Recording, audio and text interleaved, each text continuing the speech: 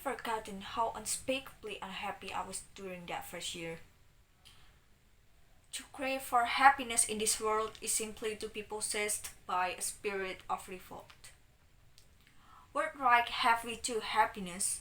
No, we must do our duty, Mrs. Alving, and your duty was to cleave to the man you had chosen and to whom you were bound by a sacred bond. You know quite well what sort of a life my husband was living at that time, what excesses he was guilty of. I know only too well what rumor used to say of him, and I should be the last person to approve of his conduct as a young man, supposing that rumor spoke the truth. But it is not a wife's part to be her husband's judge.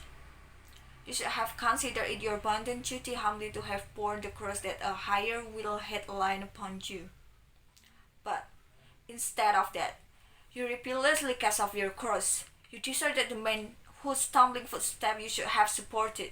You did what was bound to imperil your good name and reputation, and came very near to imperiling the reputation of others into the bargain. Of others? Of one other, you mean?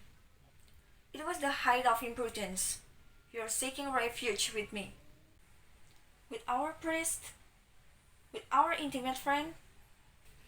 All the more on that account you should thank God that I possess the necessary strength of mind, that I was able to turn you from your outrageous intention, and that it was vouchsafed to me to succeed in leading you back into the path of duty and back to your lawful husband.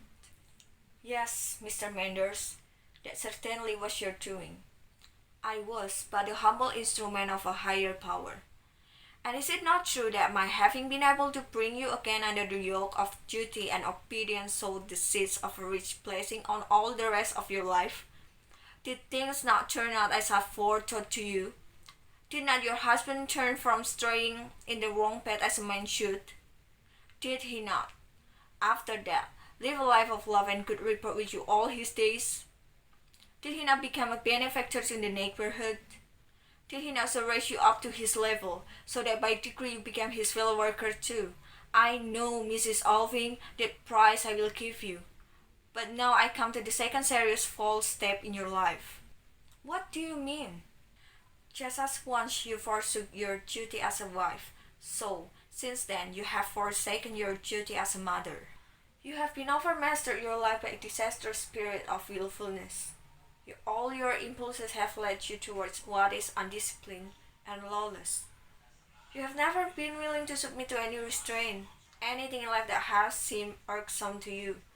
You have drawn aside recklessly and unscrupulously, as if it were a burden that you were free to rid yourself of, if you would. It did not please you to be a wife any longer, and so you left your husband. Your duties as a mother were irksome to you, so you sent your child away among strangers. Yes, that is true.